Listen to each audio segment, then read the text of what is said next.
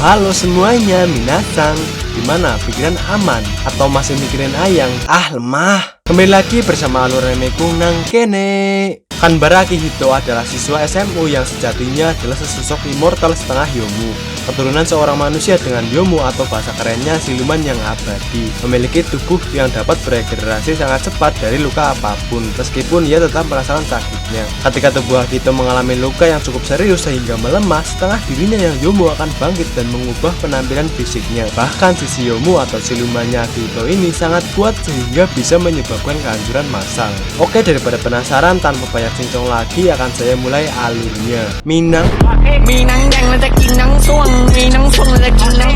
Cerita bermula pada 3 tahun yang lalu, di mana ada pemuda yang ingin menyelamatkan seseorang dari monster, tapi ketika lengah dia hampir saja mati. Beruntungnya dia diselamatkan oleh kakaknya yang langsung membunuh siluman itu. Pemuda ini bernama Hiromi Nase dan kakaknya bernama Izumi Nase. Mereka dari keluarga Nase, sang kesatria dunia lain yang bertugas melindungi manusia dari pengaruh Yomu. Yomu di sini bisa diartikan hantu, mimpi, atau siluman atau setan lah yang tercipta dari emosi negatif manusia itu sendiri, seperti kemarahan, cemburu, iri, dan dengki. Sehingga selama manusia masih ada, Yomu akan tetap ada. Hiromi merasa kalau dirinya hanya menjadi beban keluarga seperti kalian. Canda beban. Pun ingin menjadi kuat seperti kakaknya itu dan ingin mengikuti langkahnya yang pernah meninggalkan keluarga untuk mendapatkan kekuatan. Akan tetapi nggak semudah itu Verguso untuk mendapatkan kekuatan. Harus melalui berbagai proses step by step. Untuk itu Hiromi diberi tugas untuk menangkap Akihito yang merupakan manusia setengah siluman abadi. Ini adalah Mitsuki Nase dari keluarga Nase yang paling bontot. Mitsuki ingin sekali ikut bersama Hiromi untuk menangkap manusia setengah siluman itu. Dan meskipun sudah dilarang, dia tetap nekat mengikutinya. Sesampainya di tempat yang dituju, mereka melihat sebuah rumah yang dicurigai sebagai tempat tinggal Akihito. Ketika Hiromi pergi, ada seorang menjatuhkan kapsul obat yang berisi darah terkutuk. Setelah Hiromi bertemu dengan Akihito, dia langsung menyerangnya. Hiromi sempat mengira kalau dia sudah mengalahkannya karena terdapat batu kristal. Namun ternyata Akihito berhasil kabur. Setelah mendapatkan Akihito, mereka mencoba membujuknya untuk ikut dengannya supaya bisa mendapatkan perlindungan dari keluarga Nase yang sangat dikenal di kalangan para kesatria dunia lain. Dikarenakan setelah Yomu mati akan menghasilkan sebuah batu kristal yang dapat ditafsir harganya dan bisa dijual. Untuk itulah Akihito yang merupakan setengah Yomu pun menjadi incaran para kesatria dunia lain untuk dijadikan cuan. Namun dia yang abadi pun sebenarnya juga ingin mati sehingga dia menolak ajakan itu. Hiromi akhirnya memaksa Akihito untuk ikut bersamanya dan tiba-tiba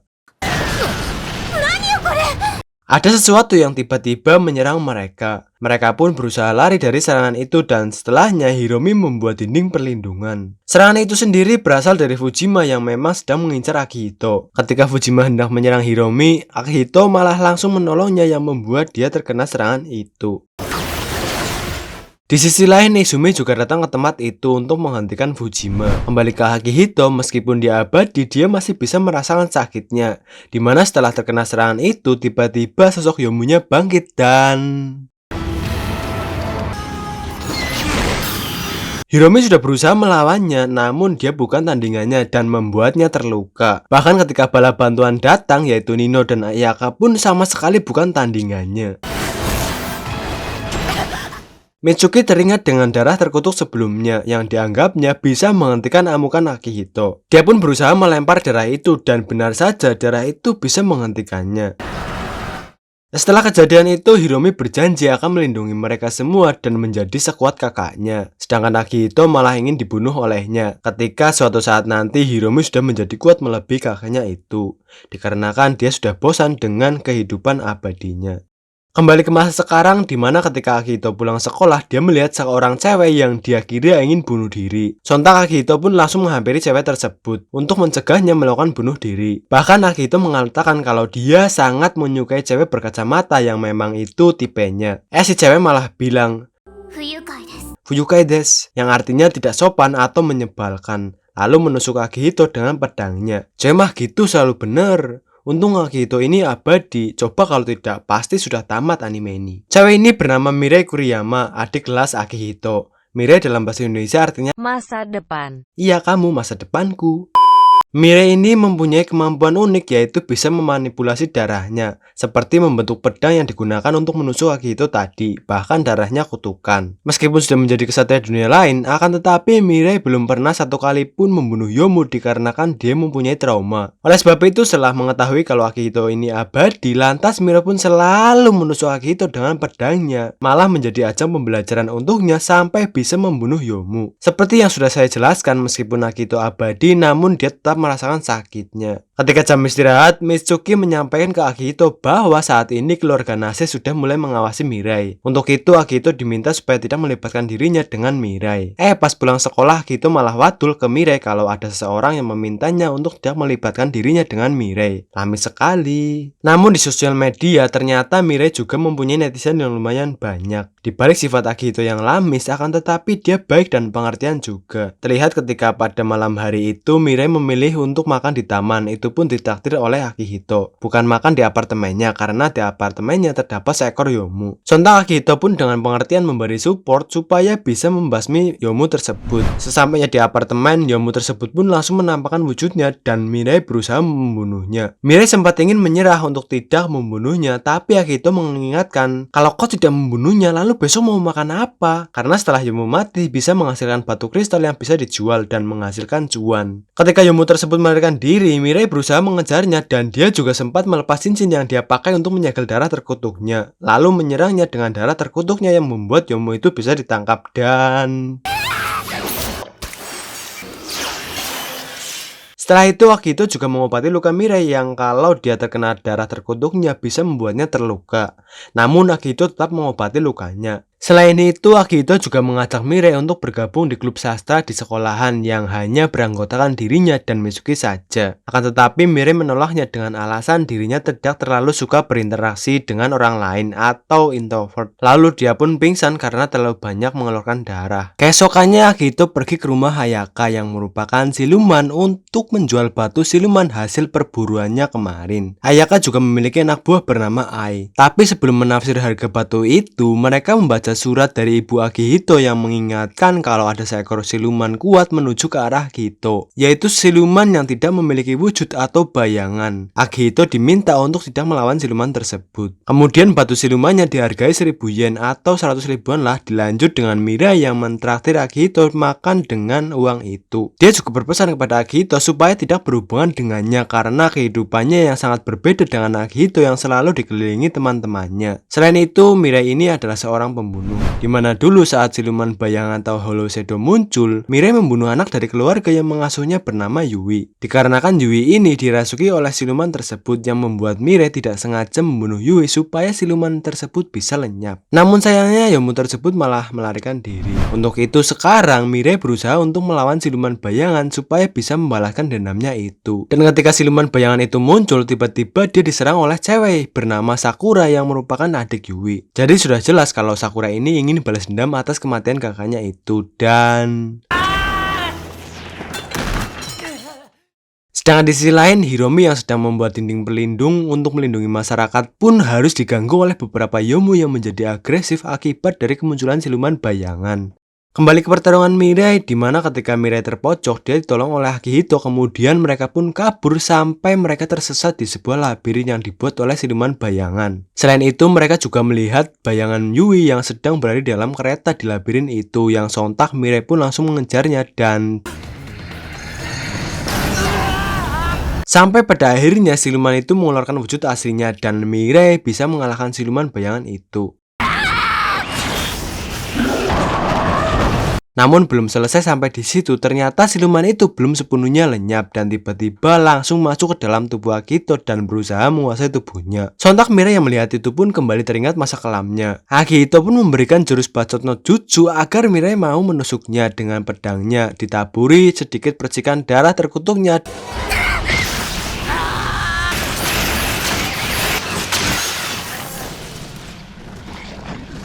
Saya tegaskan lagi bahwa kalau Akihito hangyo atau manusia setengah siluman, dimana ketika kondisi tubuhnya kritis, maka naluri silumannya akan bangkit. Oleh sebab itulah Hiromi, Ayaka, dan Nino pun langsung datang ke sana dan membuat dinding pelindung untuk meredam amukan sisi silumannya Akihito. Lalu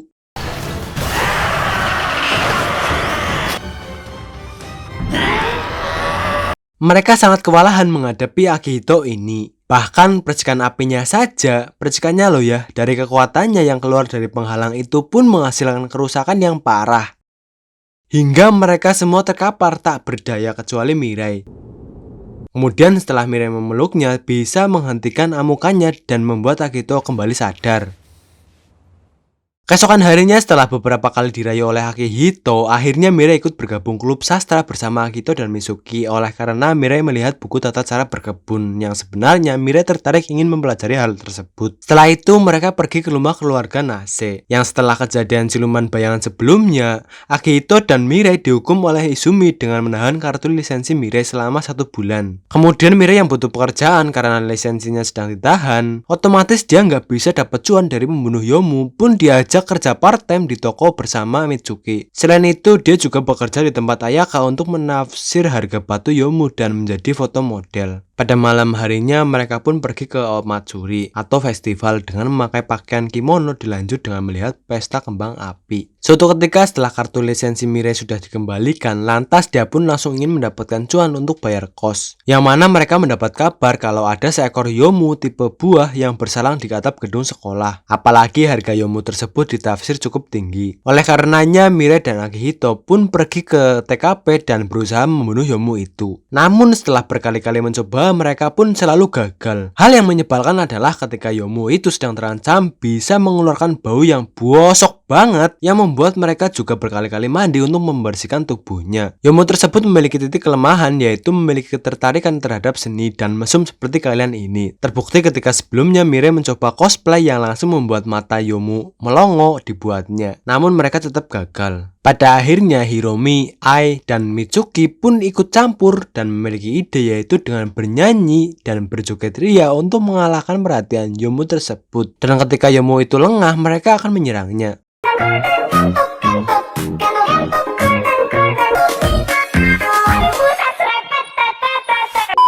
Tapi kalau mereka semua bernyanyi dan berjoget ria, terus siapa yang menyerang Yomu itu, Bambang? Pada akhirnya mereka pun terkena apes untuk yang kesekian kalinya. Singkat cerita, setelah Akihito pulang sekolah, tanpa sengaja dia melihat Sakura yang sedang menghadapi Yomu. Dan pada saat itu, Sakura pun kewalahan yang membuatnya pingsan. Akihito berinisiatif untuk menolongnya dan membawanya ke apartemennya. Sakura bukanlah Ikaishi atau kesatria dunia lain, apalagi siluman. Dia hanyalah manusia biasa yang bisa membunuh Yomu dengan senjatanya itu. Dimana senjatanya ini ketika diberi makan seekor Yomu akan bertambah kuat. Untuk itulah kenapa Sakura ini memburu Yomu. Tujuannya sudah jelas, dengan senjata itu dia ingin membunuh Mirai. Dia mendapatkan senjata itu dari Fujima dengan iming-iming jika dia bisa membunuh Mirai, senjata itu akan menjadi miliknya. Tujuan sebenarnya adalah dia ingin meneruskan cita-cita kakaknya yang tertunda, yaitu menjadi kesatria dunia lain yang terpandang dengan senjata itu untuk mendapatkan kekuatan. Keesokan paginya Sakura pindah ke sekolahan mereka. Lalu setelahnya Sakura dan Mirai pun bertemu untuk menyelesaikan masalah mereka dengan cara bertarung.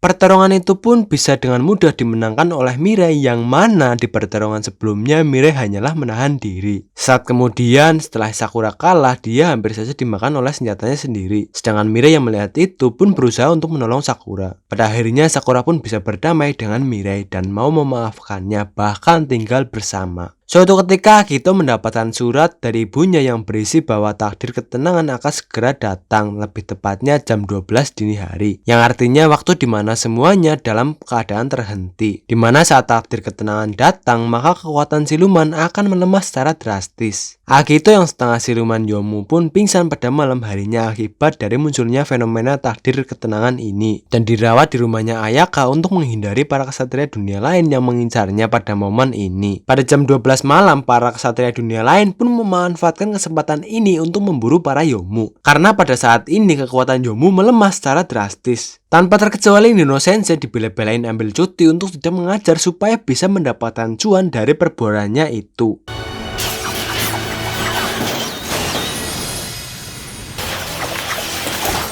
Di sisi lain, Fujima datang ke rumah Ayaka untuk menangkap Akihito. Jelas Ayaka tidak menyerahkan Akihito kepadanya dan sontak Ayaka pun mengeluarkan wujud aslinya. Namun kekuatannya belum cukup untuk menghadapi Fujima.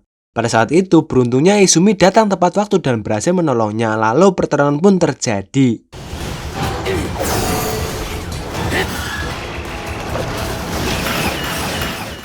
Tak jauh dari tempat mereka, tiba-tiba terdengar suara ledakan. Ledakan itu berasal dari Akihito yang sudah berubah ke wujud Yomunya yang biasa disebut Kyokai no Kanata. Pada saat Izumi sampai di sana, Akihito pun melarikan diri dikarenakan saat ini kekuatannya melemah dibandingkan sebelumnya. Hal itu sebenarnya dilakukan oleh Izumi yang sengaja membuat kekuatan sisi kemanusiaan Akihito melemah. Namun ketika Izumi ditanya, dia tidak mengakui perbuatannya itu. Kemudian mereka pergi ke rumah Akihito untuk mencarinya. Di sana Mirai menemukan sebuah album yang berisi semua foto tentang dirinya. Selain itu, Akihito yang memang maniak kacamata pun tentu mengoleksi begitu banyak kacamata. Pandangan Mirai tertuju pada sebuah buku yang membuatnya sedih campur senang, yaitu Akihito ternyata sudah menyiapkan kado di hari ulang tahunnya. Dilanjut dengan mencari Akihito di hutan, di mana mereka menemukan sebuah lubang sangat besar yang diduga adalah ulah dari Akihito. Pada saat itu tiba-tiba Izumi memerintahkan Mirai untuk membunuh Akihito dengan alasan Akihito berpotensi menjadi sosok Yomu yang terkuat karena mempunyai kekuatan untuk hidup abadi. Oleh sebab itu hanya saat inilah kesempatan supaya bisa membunuhnya, karena saat takdir ketenangan muncul dia akan kehilangan kemampuan hidup abadinya. Sontak Mirai menjadi bimbang karena sebenarnya dia juga sudah suka ke Akihito. Sampai-sampai di rumah dia pun menjadi galau dan terus kepikiran tentang hal itu. Di sisi lain kita diperlihatkan Hiromi yang sedang mencari-cari alasan kenapa kakaknya ingin sekali membunuh Akihito dan apa keuntungan yang didapat oleh keluarga Nase. Ketika sedang asik sendiri, tiba-tiba Fujima datang ke tempat itu untuk mengambil batu siluman bayangan dan langsung kabur.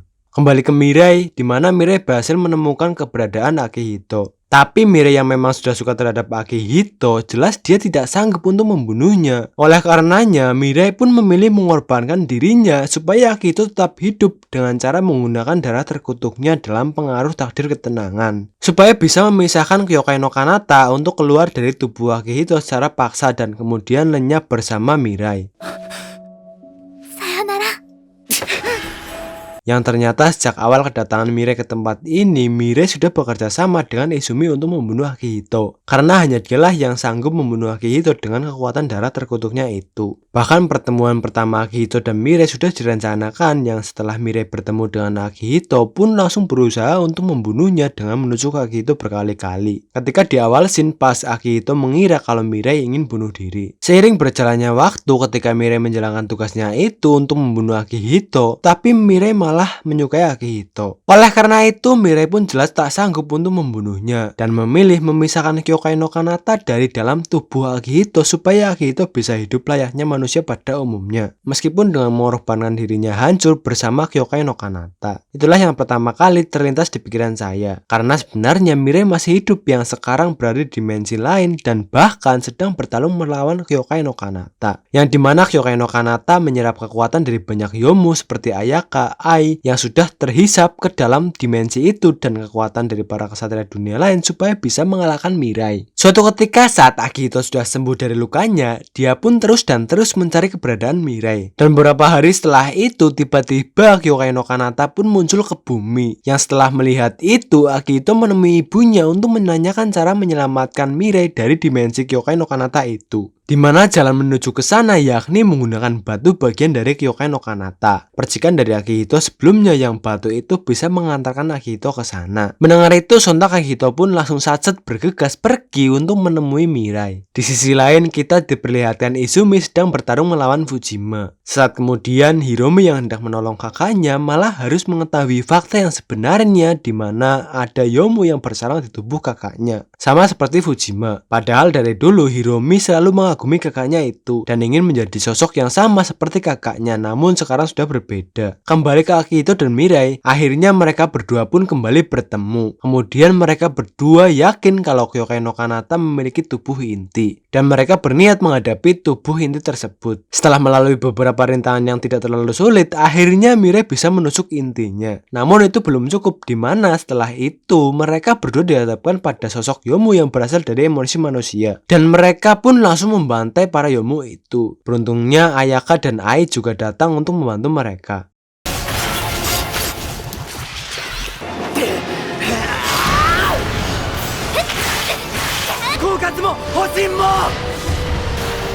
Sampai pada akhirnya Akihito bisa mengalahkan perwujudan emosi sendiri dan mendapatkan Kyokai no Kanata kembali ke dalam tubuhnya. Oleh karenanya dimensi ini akan segera lenyap bersama Mirai. Setelah sejenak bisa bertemu dengan orang terkasih, malah harus merasakan betapa sakitnya kehilangan.